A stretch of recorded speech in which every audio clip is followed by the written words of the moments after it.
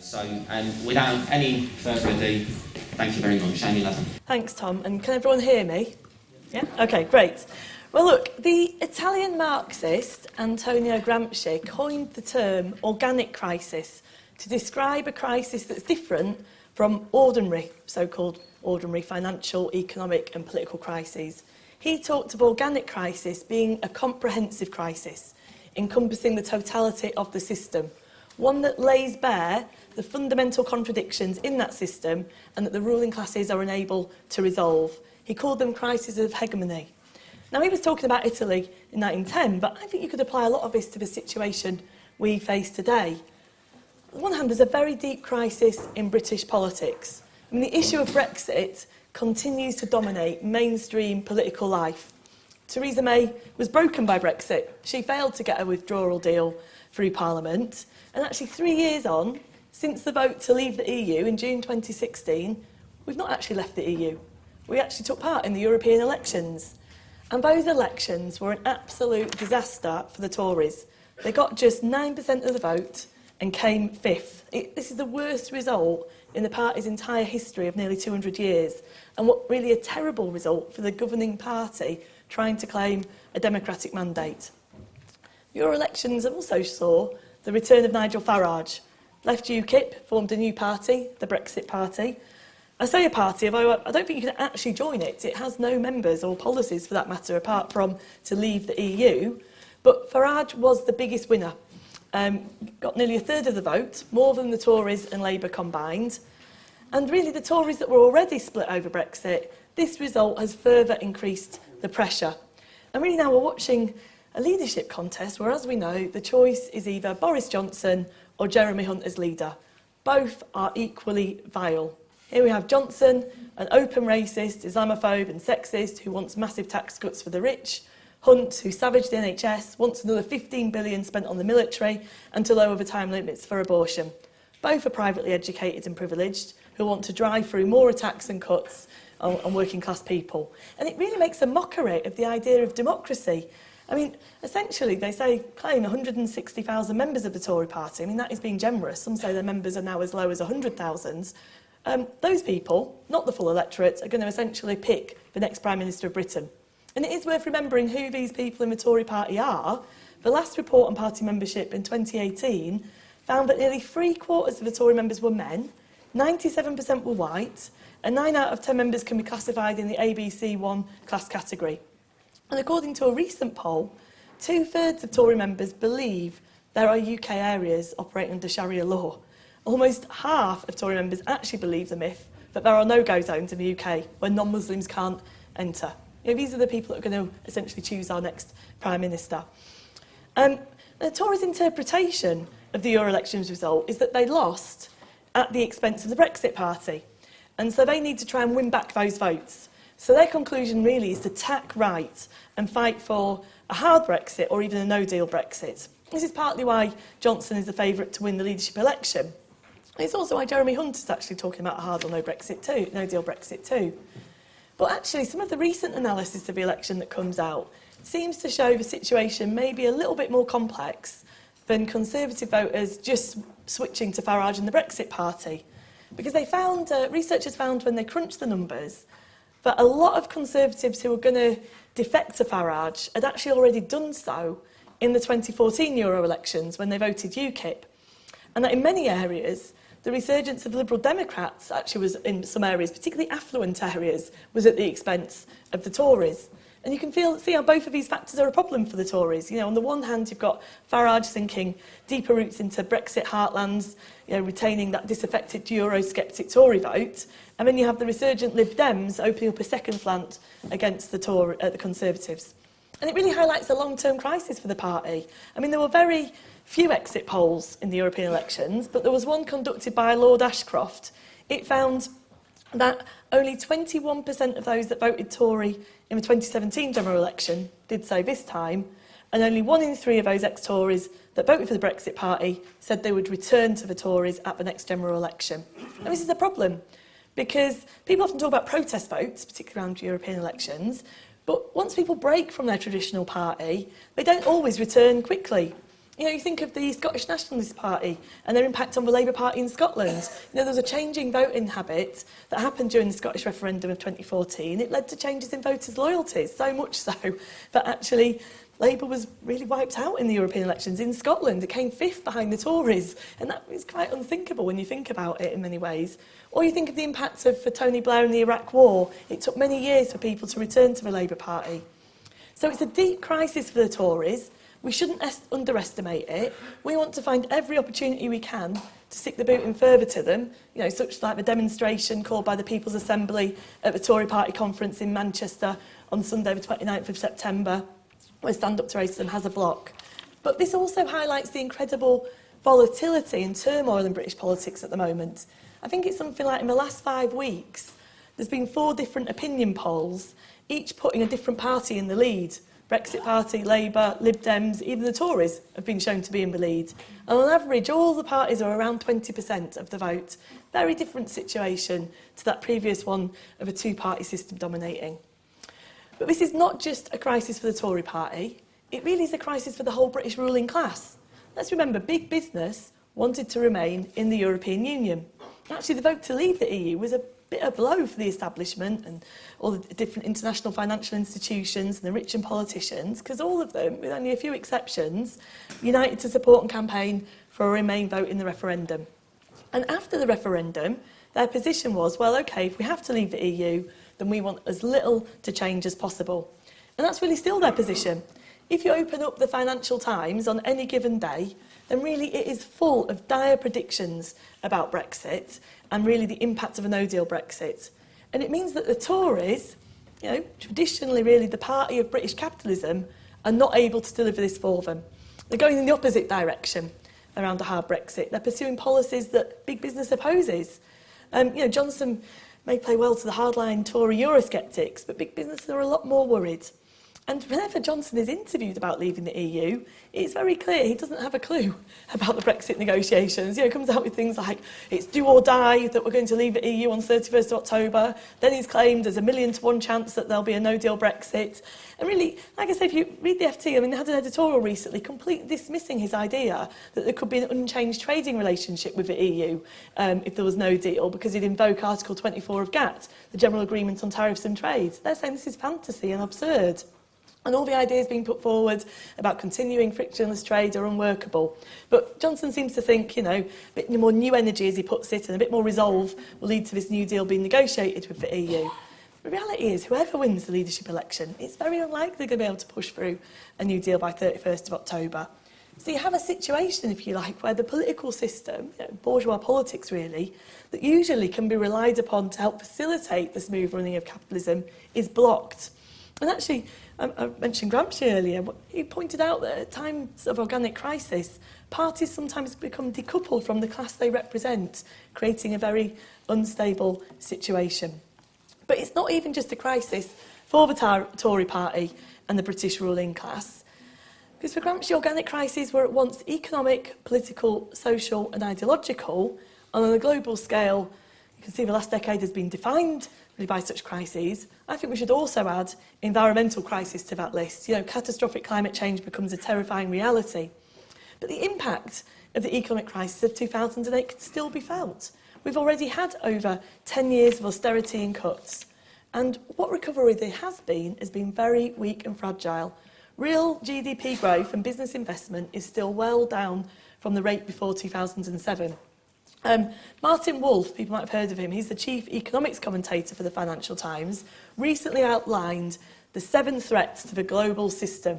He said they were debt, stagnation, populism, Eurozone stresses, great power friction, protectionism and uncertainty. And now there are also fears for another global recession. The World Bank met recently. It cut its forecast for global economic growth. Interesting that the UK economy actually shrank for the first time in 7 years last quarter. The recent meeting of the G20 finance ministers and central bankers made very clear their concerns for world growth. They warned the risks were tilted to the downside. And it's really not been helped by the tensions over the intensifying trade and technology war that's happened between China and the US. Now, I know Trump kind of said recently it's all been sorted, but actually those tensions and trade wars has led to a significant contraction in world trade already. And really, world trade is expected to fall to its lowest level since the global financial crash of 2008. So the ruling class are expressing worries about the economic outlook, but we know the solution of politicians and the bosses to any of these problems is to make ordinary people pay through austerity and cuts. And really, you think about the austerity of the last 10 years, it's decimated so many areas and services. I mean, you can go through different statistics, but the fact that the Tories cut more than 1 million public sector jobs from 2010 to 2016, 46,000 posts in adult social services disappeared in 5 years. 91% of schools have had cuts to their funding per pupil. Child poverty gone up, homelessness increased, a record 1.6 million food bank parcels given to people in crisis in the last year. And as I say, you could go on. And it's really this impact that has led many people to reject established parties, not only in Britain, but across Europe. You know, that liberal centre that has mostly dominated in the West since the end of the Second World War is cracking up. There's growing polarisation. And you could see this from the results of the European elections. The two so-called moderate blocs of the centre-right and centre-left that have kind of run the European Union for decades lost control. They lost their combined majority. In Britain, the Tories and Labour got just 23% of the vote between them, down from 82% at the general election. The two historic parties of French politics, the Conservative Republican Party and the Socialist Party, got less than 15% of the vote between them. And really, if you look at it on a global scale, the collapse of the centre of politics has led to events which, if you like, in terms of capitalist logic and what is good for business, shouldn't really have happened. You know, the election of Donald Trump was not the preferred option of US capitalism. The vote to leave the EU in Britain, as I said, was not the preferred option of European capitalism. And the consequences of these, things like, you know, Trump ripping up the Paris Accords on climate or withdrawing from the painfully negotiated Iran nuclear deal, they're not really what they wanted either. Boris Johnson being favourite to be Prime Minister and Tory leader is not really what business wants. And all this adds to the instability in the world, and it plays out in all sorts of ways. Makes the horror of war even more of a reality, doesn't it? You know, Trump may have pulled back from bombing Iran for now, but it seemed like we came very close the other week when the call to withdraw the bombing apparently came just 10 minutes before an aerial bombardment was due to begin, and tensions in the region continue to run high. So you have this collapse of the liberal centre and growing polarisation, and really you can see that with the growth of the far right in recent years. I mean, the political legitimacy of the far right really is greater than at any other time since the Second World War. Some of the biggest gains for the far right in the European elections were in the core countries of the EU. Think about Italy, where Salvini and the far right Lega Party got 34% of the vote. That was up from just 6% they got in 2014, and that was on the basis of a very hard anti-migrant, anti-Roma campaign. In France, Le Pen of the National Rally, formerly the Front National, a Nazi organisation, beat Macron in the European elections.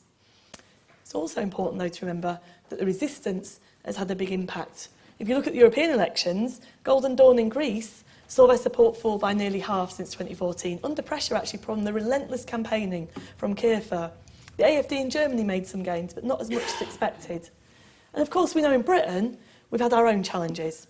Far-right figures and Nazis like Tommy Robinson, inspired and emboldened by the international growth of the far right, they have tried to exploit and take advantage of the Brexit crisis, both by marching on the streets and standing in elections, you know, really presenting themselves as the defenders of democracy, the only people who will implement Brexit.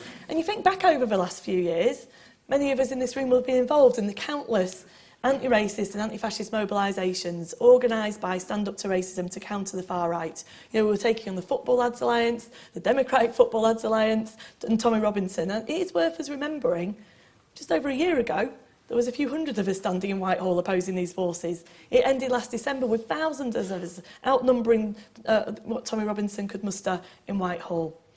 And then you had, in the European elections, Stand Up to Racism running a massive campaign in the northwest of England to stop the fascist Tommy Robinson getting elected as an MEP. You know, combining a message to try and get people to vote with protesting every time he tried to visit a town or a state. This was successful. He got just 2% of the vote, lost his deposit, and it made milkshakes the new must-have accessory in anti-fascist campaigning. But, you know, we took on UKIP as well. UKIP had moved very far to the right under Gerard Batten, stood vile alt-right candidates like Sargon of Akkad and Count Dankula, these alt-right online personas. They lost all their MEPs, including their leader. And this is significant because they've moved very far to the right, and it means that at the moment we don't have, if you like, an established hybrid fascist, non-fascist party in Britain. And it shows the impact of campaigning. It's not inevitable, because there was one argument that came out that Tommy Robinson was never a threat and couldn't have won in the North West. We know it was possible. The BNP won in that area on 9% of the vote in 2009. Nick Griffin was elected as the MEP. And I'll tell you what, it would have felt very different if Tommy Robinson had been allowed to walk unopposed into all the towns and estates across that region. I mean, he said it. I tried to run a positive campaign, but everywhere I went, people asked me, aren't you a Nazi? Good, he is. But, it's worth noting that The Guardian identified 15 of the most depressed areas in Britain. These are areas that are disproportionately poor, have disproportionately poor health, and have more people and benefits. Out of the top 15 of those areas, 12 were in the North West, and all were areas where Tommy Robinson tried to visit. And so campaigning made a real difference. I want to give a big shout out to all the comrades and activists in the North West who made sure that Tommy Robinson could not go where he pleased and put an alternative as he tried to whip up people's anger in a racist way. And we put a really clear message, which was whether you voted Leave or Remain, don't let the racist divide us, don't vote for a Nazi. But we know we may have pushed them back from the streets in the elections, but we know that's not the end of it. We're going to face some new challenges. Like I say, that of Nigel Farage, he's back as a figure. It's gone a bit quieter. It was a bit of a blow for the Brexit Party not to win in the Peterborough by-election. He thought he was going to win. He was at the election count and had to sneak out the back. Farage may have tried to hide his racism during the actual European election campaign, but he couldn't help himself, could he? After the Peterborough defeat, he blamed Pakistani voters in the inner city for voting Labour, citing houses with 20 voters. And he's very happy to swim in the tide of the growth of the far right. He's met the key alt-right figures like that of Steve Bannon, where they discussed the idea of a global alliance of populist and far-right politicians. But it's not only Farage. We also have the challenge of the potential racist and Islamophobe Boris Johnson as Prime Minister. He is a nasty racist.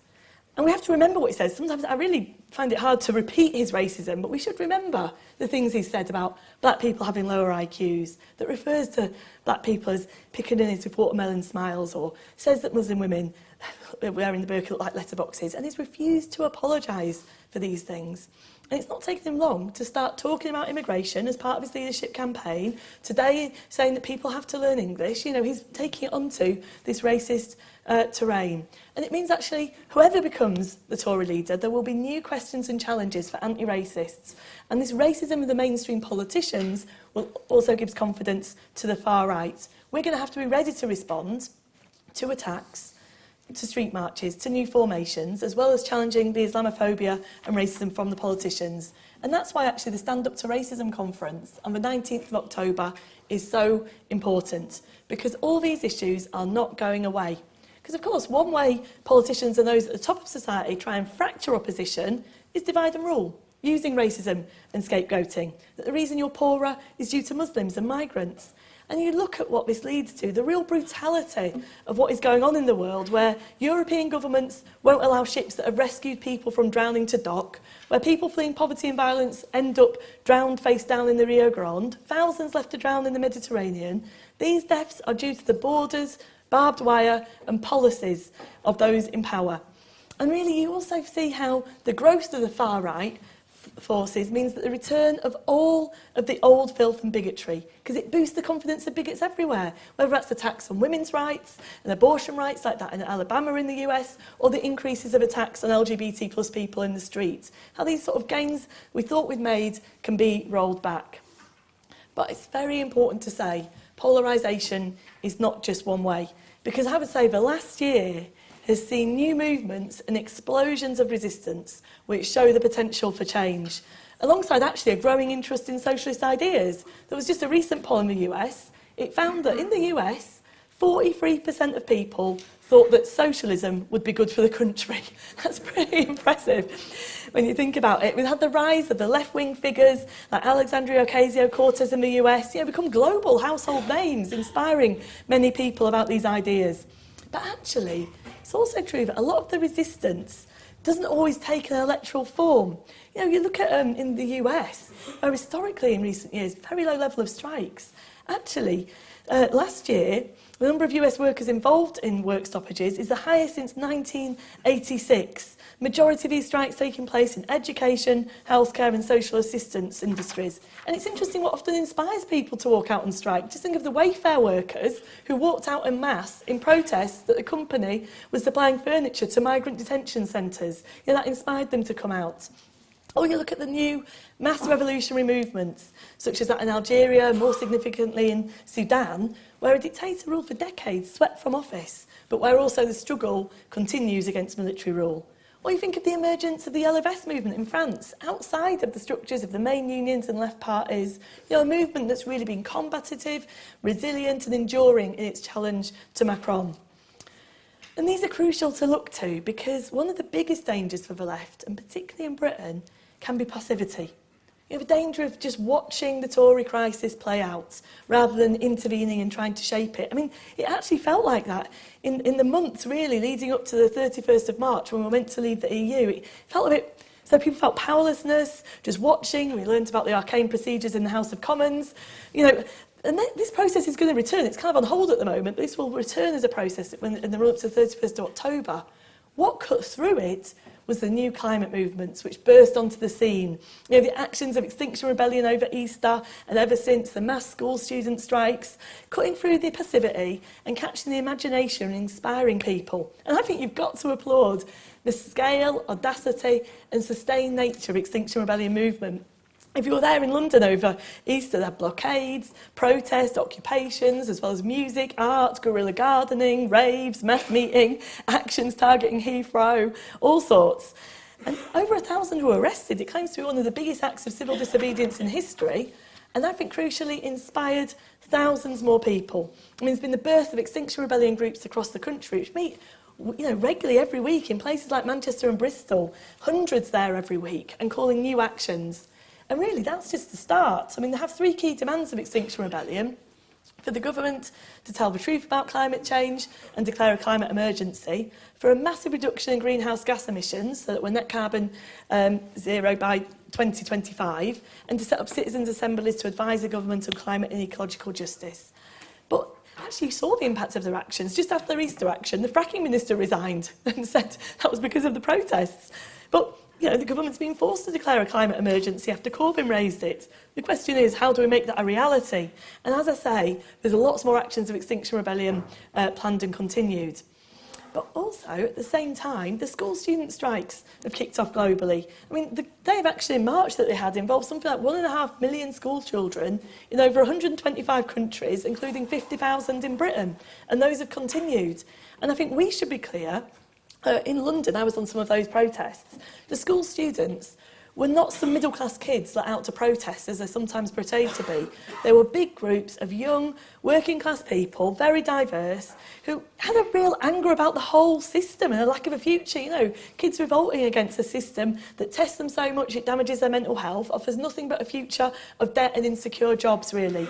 And it's thrown up these new leaders. Again, household names like Greta Thunberg, 16-year-old school student who's inspired this global movement. I always think we should use this. If anyone ever says you can't change anything, you know, think of her, and the impact she's had.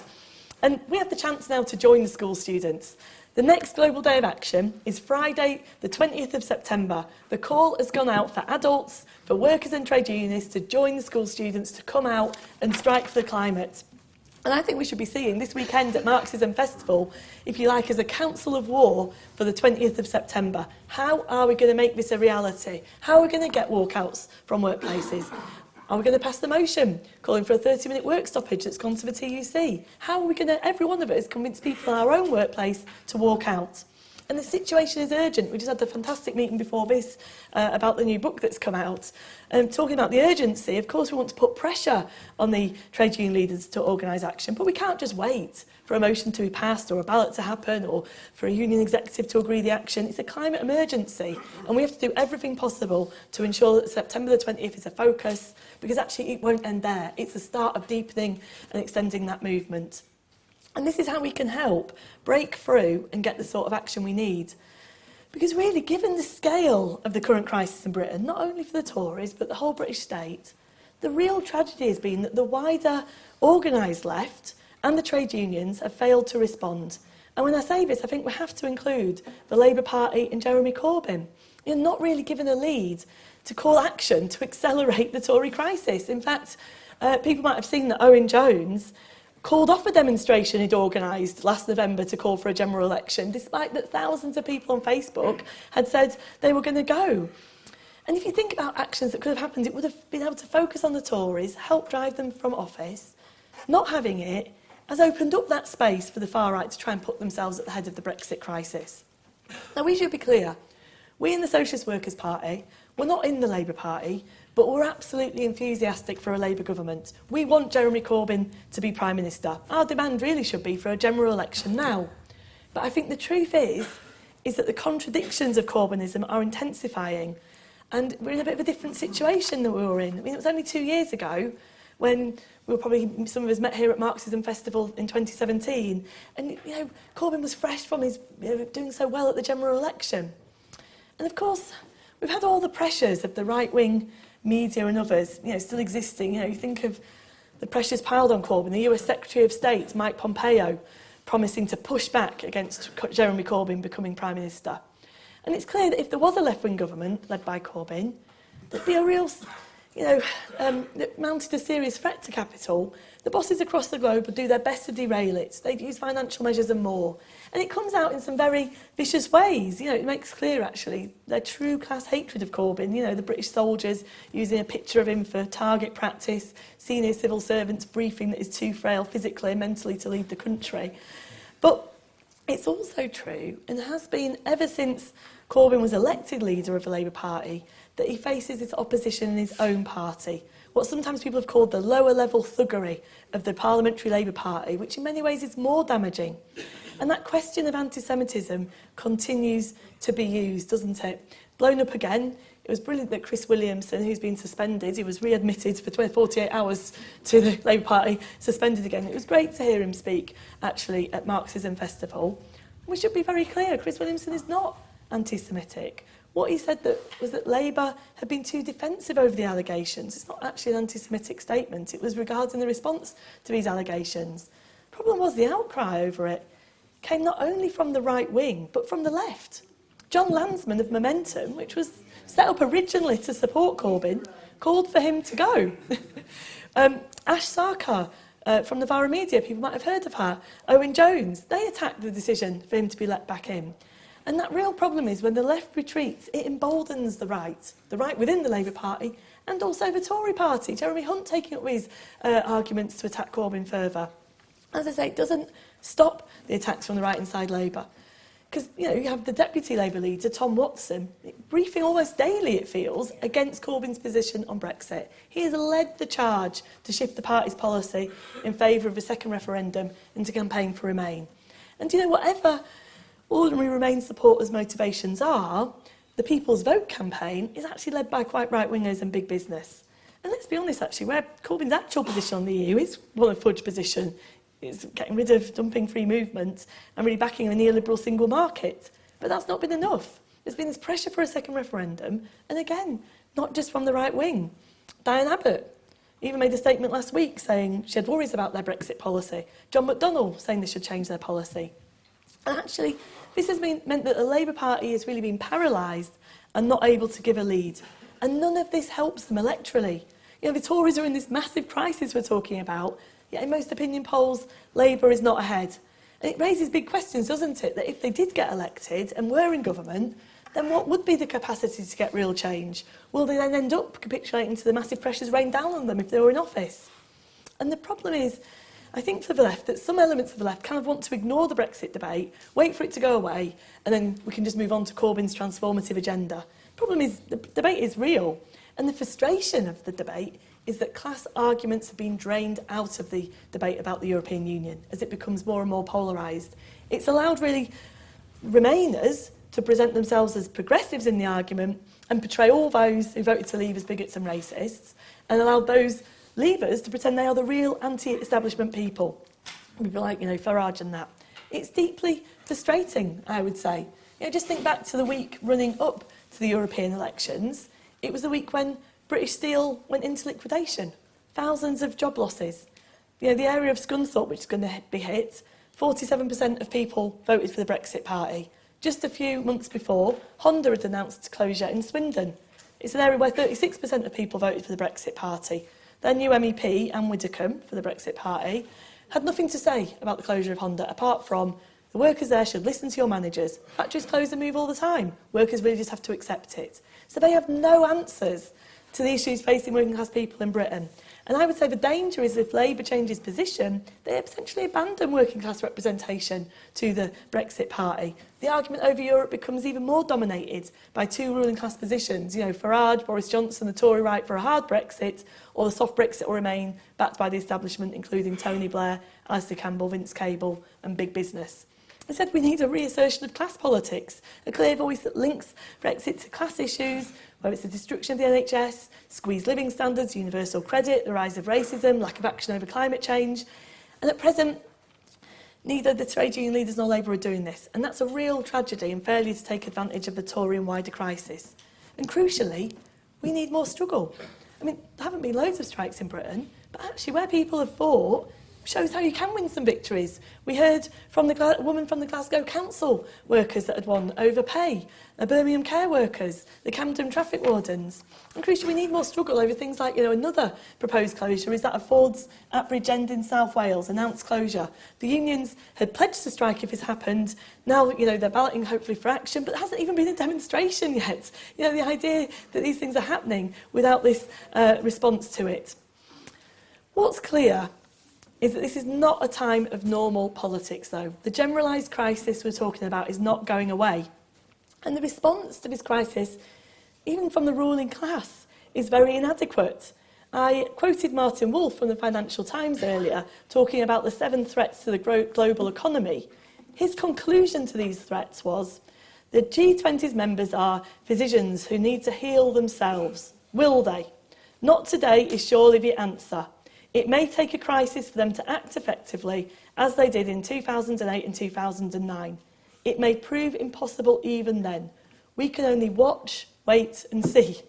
Well, for us, the opposite is true. Rather than watch, wait and see, we need to intervene, shape and transform. We don't fear that crisis and turmoil. Liberals fear turmoil, revolutionaries shouldn't. Crisis actually makes much bigger changes possible. Now, of course, these moments, as I've tried to explain, can be complex and contradictory. Growing polarisation, offers both dangers as well as opportunities. If the left doesn't seize the moment, then the right can try and grab that feeling of anger. But nothing is inevitable. And the role of revolutionaries is not to sort of mourn the passing of the centre ground, but try and shape the situation. We're not trying to prop up the liberal centre and hope for the return of so-called normality and business as usual. When the system is in crisis, we have to resist, take action and seize the opportunity to argue for a different sort of society. Our role is to try and prevent the breakthrough of the far right, stop the danger of the far right growing and challenge that racism of Farage and Johnson, and being alive and involved in these new movements, the possibilities for resistance and change, throw ourselves into building the new climate movements, as I said, building the 20th of September climate strike. This is part of how we help galvanise the left. And we have to take every opportunity to put class arguments and fan the flames of struggle, whether it's arguing for strikes at Ford's Bridgend or protesting against the Tories. But crucially as well, we need to build a bigger revolutionary socialist organisation. An organisation that's not paralysed or hampered by its own right-wing members. An organisation that can take action and link up the arguments and be clear that all these problems stem from a system, the system of capitalism that puts profit first. You see, I mentioned the sort of logic of capitalism earlier, but in reality it has no logic besides that of competition and profit. That's what leads to economic crisis, the possibility of war, and to climate change that can destroy the planet. And that is why we have to organise to get rid of it completely.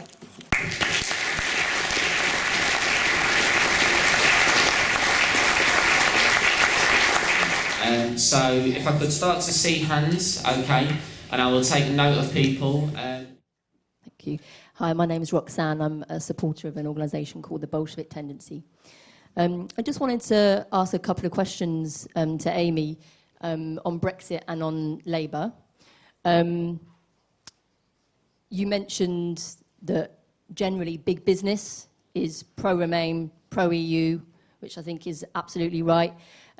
My question was, like, how do you see your Lexit position kind of fitting in with that and how things are now? Particularly because, I mean, even with the big business, I think it's worth mentioning, isn't it, that there's people like James Dyson, Tim Martin, Jim Radcliffe, i.e. other really massive big capitalists who are actually pro-Brexit, which is an example of, even within that layer of the ruling class, that it's not as simple as a kind of natural divide. And then, of course, you've got medium and small businesses who generally were on the Brexit side. For me, this is all evidence that actually, tactically, the best position in the referendum was to spoil your ballot. And although that is a tactical question, I think it's perhaps linked to a difference of approach for our organisations, or at least a difference of emphasis about how we do best raise consciousness and how we intersect that. My understanding of the SWP's position was that essentially, because a lot of big business was pro-EU, that we were best to be on the other side, and that it was kind of an inherent blow against imperialism to be against the EU, which I would argue against fairly strenuously. Secondly, in terms of Corbyn, you said that the SWP is very enthusiastic about Labour Party getting into power. You posed it as a question, will he be able to see things through? But you said that it would also mount a serious threat to capital. I think as revolutionaries, we should actually be really starting with the idea that if we are advocating support to what is obviously a real shift, i.e. Corbynism, that we do it extremely critically. Because we know that Corbyn and his layer of reformists are not serious at all about changing capitalism in any fundamental way. In fact, quite the opposite. They, of course, want to keep it as it is and will betray. So how do we as revolutionaries deal with that inevitable betrayal that will come? How do we best intersect that betrayal and raise people's consciousness when indeed people will be very demoralised? And I think that's telling the truth now. Brilliant, thank you. So, after you, thank you. Have I got this thing on? Yeah. Okay. Better stand up in case I'm not sort of audible. It's basically about your approach to the EU, your support for no-deal Brexit, which aligns you with Johnson, aligns you with Farage, aligns you, for that matter, with Yaxley Lennon, for that matter, and with the Kippers and the whole bloody lot of them. The point is, I'm not saying the EU is wonderful at all. Whether we're in or out, we're under capitalism, right? But the Brexit project, the hard Brexit project, is a right-wing, racist, xenophobic project.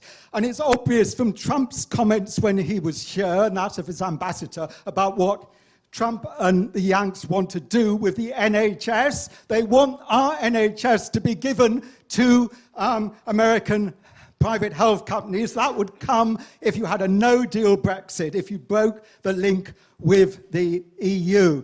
And I do think, quite honestly, I've got no time for the Lib Dems. I'm a Labour Party member and I voted Labour in the European election. But to assume that the worst enemy is the Liberal centre rather than the Brexit Party and the far right and the Tories is a dangerous line in my view. I mean, I participated as part of a left bloc in a couple of these anti-Brexit marches. Look, it's uncomfortable sometimes to be with Lib Dems and Blairites, but I'd rather be them than with the fash, quite frankly. And if you get a hard no-deal Brexit, you're going to get a further rise in racism, xenophobia, Islamophobia, homophobia, transphobia, and all the rest of it. So I say, for critically Remain, look, ultimately I want the United Socialist States of Europe, as Leon Trotsky said. What I don't believe in is socialism in one country, which is the Stalinism of someone like Seamus Milne, who isn't in fact aligned with Corbyn. He's pushing Corbyn in a way that isn't actually Corbyn's position. But anyway, I'll leave off there, but I think you're totally, utterly wrong on this Brexit question. Thank you very much for that. So, after you. Okay, Karen Raxman from Manchester, and I'm in Unison on the Unison National Executive, speaking in a personal capacity. I suppose I wasn't particularly going to come in on Brexit, but I will, given that there have been 2 contributions on it. I do think that clearly we have more in common with lots of people who are very solidly Remain than we do with some of the people who were part of the Brexit campaign. But I also think you have to be absolutely honest that is the EU an asset to the working class people across Europe or across the world, and it is not. Ask the people of Greece who were the people who were one of the key organisers of trashing the resistance to austerity, massive working class movement, rejecting any sense of it, who organised the opposition to destroy that working class movement, and the EU were part of it. And the part of the problem with the left in Greece was their complete allegiance to wanting to stay in the EU made it harder for them to oppose that and to stand up to that, and led to some of the resistance. And I think I work in the health service, and to be honest, they're quite happy selling it off to the likes of Richard Branson in Virgin Care and Circle and all the rest of them whilst we're in the EU. The EU offers us no protection in fighting privatisation of the NHS.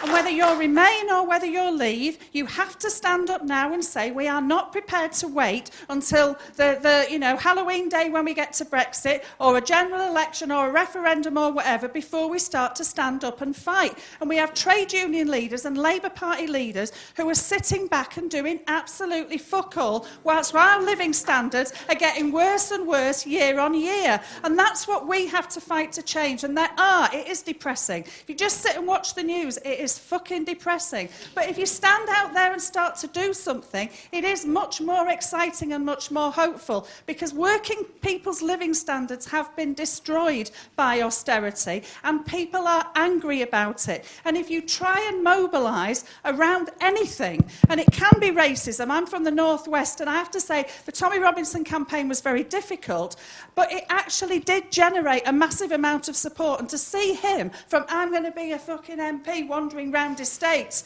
to I'm gutted and I'm going home and I'm going to be and not see anybody for a week because it's terrible and that's the last we've seen of him, actually is a massive victory for trying to unite people.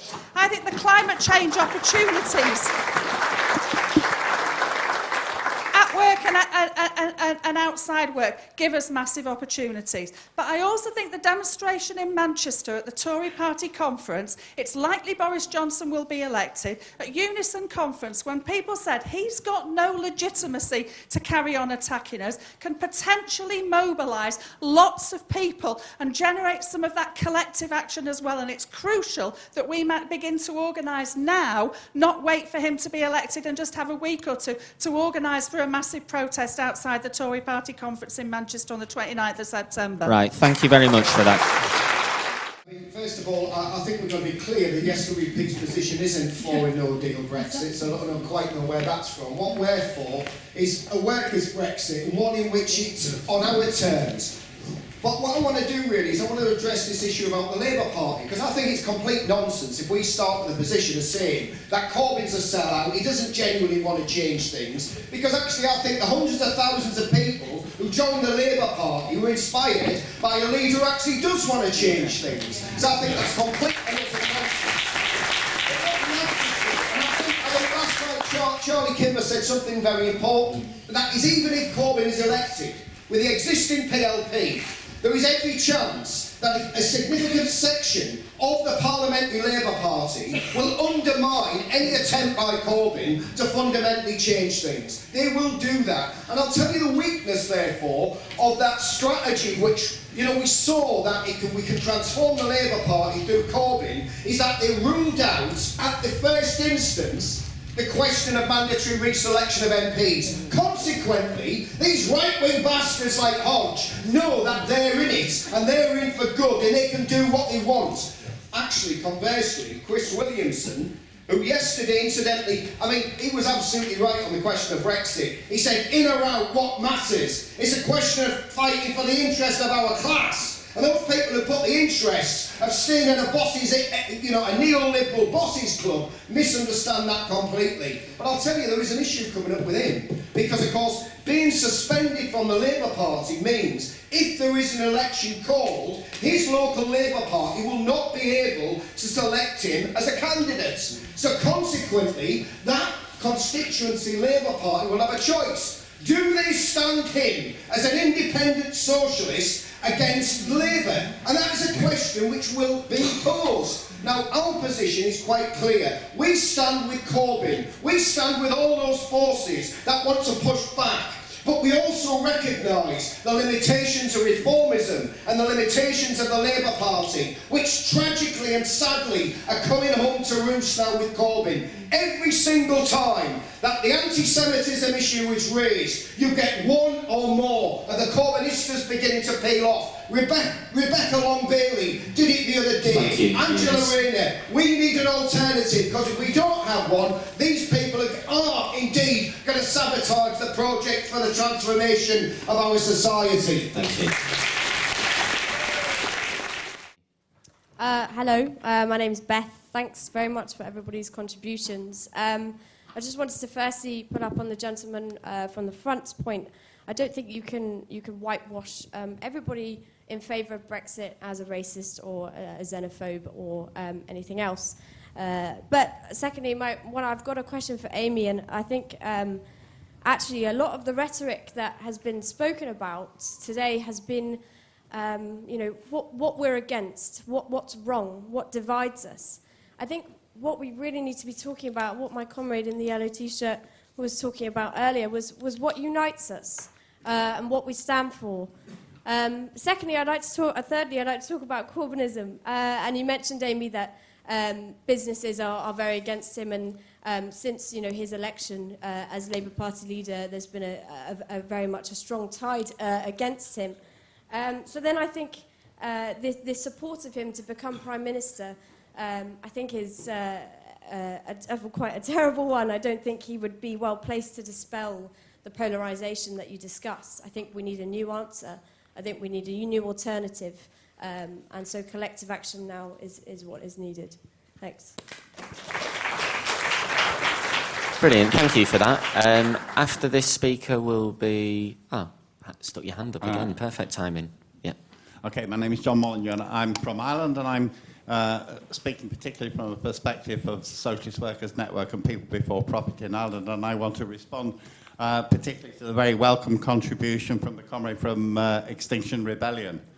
And I have to say, I know I'm only kind of watching it on social media, but I think that it seems to me much more important to focus on the question of saving the planet than on who was right on the question of the referendum and Brexit. I know it's an important argument, but when I saw Extinction Rebellion doing the fantastic demonstration in the streets, one of the things they were saying was, why do we have this endless stuff about Brexit and nothing about what's happening to the whole future of humanity? And they have a point. The other things I wanted to respond to about what he was saying, I think it is tremendously important. We in Ireland, I'm sure it is true of comrades here, we are already involved substantially with Extinction Rebellion, and we're going to increase our involvement with Extinction Rebellion. This issue is not going away. It's going to be a central issue facing humanity, and we need to be involved. And what was done on the streets of London by Extinction Rebellion, I repeat, was absolutely extraordinary and fantastic. I hope that can be repeated in Ireland. I just want to say a question about the growth, the question of growth that the comrade raised. I think it's quite complicated. I don't think it's just a question of saying you just want no growth. For example, we do want to leave fossil fuels in the ground. Excellent, but if you leave fossil fuels on the ground, which is a central demand, you're going to have renewables, and that involves growth in the production of renewables. If you're going to have free public transport, which I think is a crucial demand in the present situation, you need to expand it. You need more buses, more trains to get rid of the cars. So the key question is not absolutely growth or not in the way capitalism poses it. The question is to end unsustainable capitalist growth and move to growth in things that will create a better relationship between human beings and the planet. Otherwise, we're in an impossible, unsustainable future for humanity.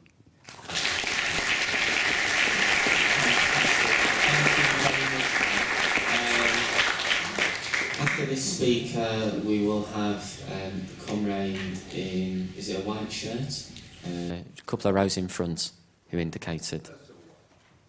Okay, when you're ready. My name's Khai from the Dundee branch. Can everyone hear me at the front? Okay.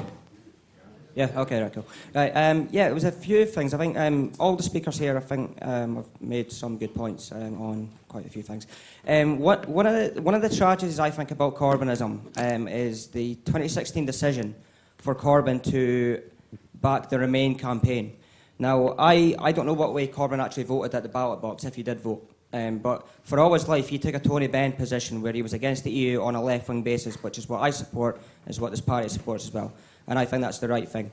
Now, if Corbyn had led a left-wing Leave campaign, I honestly think the dynamic that we're talking about right now, where someone said in this room that anyone that voted to leave the EU was racist.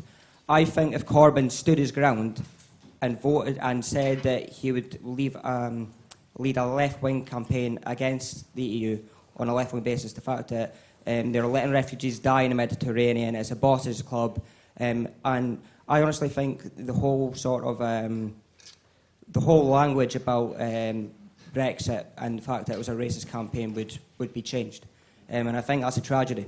Another thing, though, to quickly mention is that apart from climate change, the racism is a centre part of what's going on in the UK at the moment, partly because of the Brexit campaign, which, again, I think Corbyn could have helped if he did that. But it was every time the EDL or the SDL come and do their marches and that, we need to be out in numbers. We need to be outnumbered on 10 times over, and to show that there's a difference between our class, what we represent, and the dust that they represent, because they don't represent everybody. They represent a tiny percent of the population, and we need to fight against them at all times and in numbers. And if you're not a member of this party, I would urge you to join, because we are, I think, the best party that organise and do things like that to fight these bastards. Thank you for that. So, unfortunately, this next speech is going to be the last speaker from the floor. I'd like to thank everybody who's spoken and everybody who indicated. Unfortunately, there's always people who don't get time to speak. That's just because we haven't got all day, have we? There's other meetings happening. Right. Thank you. No, we've got 10 years, Tom. Sorry, I didn't just recognise your sartorial description. There's no doubt at all that this is an era in which we should expect the unexpected. If you look across the world, it's fantastic to see the revolts there's been in Algeria and in Sudan and now in Hong Kong as well. But there's also huge political developments taking place in many other parts of the globe. And we have to think what Britain's contribution to that is going to be. So far, the biggest one was the referendum result which rejected the European Union. We can discuss that, but there's no doubt that we need something that goes much further than that sort of revolt. And I think there's a massive discussion to be had about whether we really think the 20th of September is possible. Is it actually possible to get workers' action on Friday the 20th of September as part of the climate revolt? And we have to begin not from the cramped horizons of trade unionism, but about the necessity of moving beyond, yes, Extinction Rebellion is fantastic, we need to be more involved in it, but pushing it out much broader inside the working class. We will not get that by moving a motion at the trade union branch, good though that is, waiting for the regional executive, waiting for the General Secretary to send out an order, because you're not allowed to do these things, let's be clear, under the anti-union laws. You have to have a ballot, you have to wait 4 weeks, you have to go through all the obstacles of it. That's not how it's going to be built. Amy mentioned the Wayfarer Walkout. It's very interesting how that happened. A small group of people got together, they decided there was an immense moral issue and they had to do something about it. They made demands on the management refused to move, and therefore they said, we're walking out. And 80 people pledged that they would walk out, and on the day 440 people walked out. Because they knew they didn't have a union, by the way, at the workplace. Now, of course I'm in favour of trade unions. Of course it's massively important. But the reality is this goes beyond simply whether you've got a union in the workplace. Thank you, Charlie. Our bit of the unexpected has to be that on the 20th of September, we show that the working class can take action, and that will change the whole debate over the question of climate change.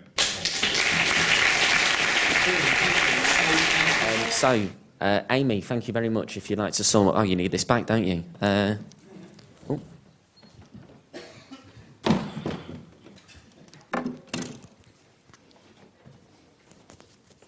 Okay. Yeah, that's okay. Okay. Well, look, thanks, Tom, and thanks for the discussion. And I think, actually, this is the start of the weekend of Marxism. These discussions are going to run on, and that's a really good thing. I'd like to start by saying I agree with the first speaker, really, when he talked about the need, for much bigger change to the system. I think the reason that I went through some of those economic statistics is to show that even people that defend the system, that are at the heart of it, actually are worried about it. It's not working on its own terms at that time. And I'll add to that they're quite worried that if there is a recession or anything like that, that they don't have the tools. These are the capitalist tools to deal with it. They talk about lowering interest rates or quantitative easing. The fact is we've had a decade of very low interest rates and quantitative easing. It hasn't solved the underlying problems. And it's right, that's the problem, isn't it? The problems are absolutely fundamental to capitalism and actually can't be resolved. Only the way they try and resolve it is by attacking us. And so I think it's absolutely right to think about much bigger change, but understanding the point of view from their system in that way. And the problem is here. But imagine if there was a recession at the moment. Imagine that impact on ordinary people's lives as they tried to make us pay for it. But just think about the difference now compared to 2009.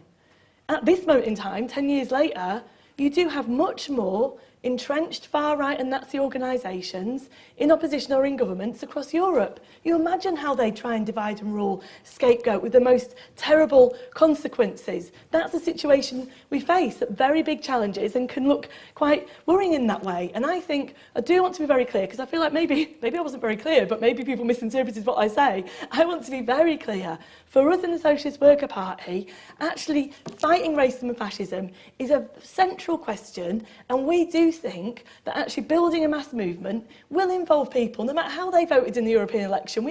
We took a position to vote to leave the EU and the SWP. We realised that lots of people voted to remain for lots of different reasons, and we've got more in common with lots of those people in terms of fighting against racism and the far right, and that is the message of Stand Up to Racism. Whether you're leave or remain, don't let them divide us. But it's very crucial that we don't label everybody who voted to leave as a racist in that way and write off 17 million people, push them towards the Tommy Robinsons of the world, actually push them in that way. It's very important that we don't do that and actually look at the real divides in society in that way. And then there is going to be meetings about the European Union. I would actually say our position was quite principled in the SWP. It's not about the vagaries of which way the wind's blowing. It's understanding that the European Union is a fundamentally capitalist institution. That's why it was set up. Its forerunners in the post-war period came about to deal with problems capitalism faced in that period when firms on a national level had outgrown their nation states and actually needed a better way to compete. A European bloc made it easier for them to compete globally. And actually, I think it's right to say European Union policies led to the austerity in Greece. I mean, they decimated Greece. There was $50 billion worth of privatisation. Their policies and the cuts that went on, actually the social destruction was equivalent to what happened in the US Depression in the 1930s. Those were the EU policies. It's EU policies that leave people to drown in the Mediterranean or create the detention centres in places like Libya that are now getting bombed in those places. And so I think it was a principled position, and I think, I want to be very clear in the Socialist Worker Party, we're probably the only party that actually says there should be complete freedom of movement. We're against all immigration controls. Young people should be able to come. People should be able to come to this country, whether from Afghanistan, Eritrea, Syria. People should be able to come. In fact, this is what has created such a, the working class of Britain today. And we've got internationalists in that way. So I want to be very, very clear in that sense. But you see, it is true, isn't it? You know, you kind of live in these times where it feels like the extraordinary becomes normal. New events burst out and the crisis in that way. I'm sure that, you know, I mean, some people are even saying, we need to get Tony Blair back, you know, that would deal with it. That's a kind of unthinkable thing. But you're sure that big business and things would love to have a safe pair of hands that they could turn to deal with this in that way. But you see, in a time of crisis, it's the most insurgent forces that set the pace. And that can be from the far right or from the left. And we have to be those insurgent forces setting the pace about resistance to what they're trying to do to the planet, to our jobs, to our services. We have to be that insurgent voice and take that on to actually give a lead around those issues. And that's why it's absolutely right that people are talking about the opportunities about climate strikes, because this has inspired so many people. I think people are itching to get involved in the climate movement. So, I mean, people in the previous meeting were talking about their Extinction Rebellion groups and their involvement as part of the school students, what they're doing in their trade unions, how we make this a reality on the 20th of September. That gives us a focus as a day. As I've said, and as other people have talked about, how do we make that a reality? We all want to go away from here really thinking, what does that mean in my own workplace or my community or my school or my college? It won't just be delivered on high. We're talking about from change, from how we organise from below, and we're the insurgents challenging the priorities of capitalism and big business in that way. And like I say, I didn't say that Jeremy Corbyn would mount a serious challenge to capital. I said that if he did, then he would face massive pressures. And the way you resist those big pressures, where they try and kick back at any movement, is actually a bigger movement on the streets and in the workplaces. Crucially, this is why the climate strike is so important, isn't it? This is where profits are made in the system. This is the heart of it, which actually is where business gets really hit if people walk out. That's why they fear workers' collective action and pass all the anti-trade union laws and things. We want to make it a reality to hit them on every level in that way.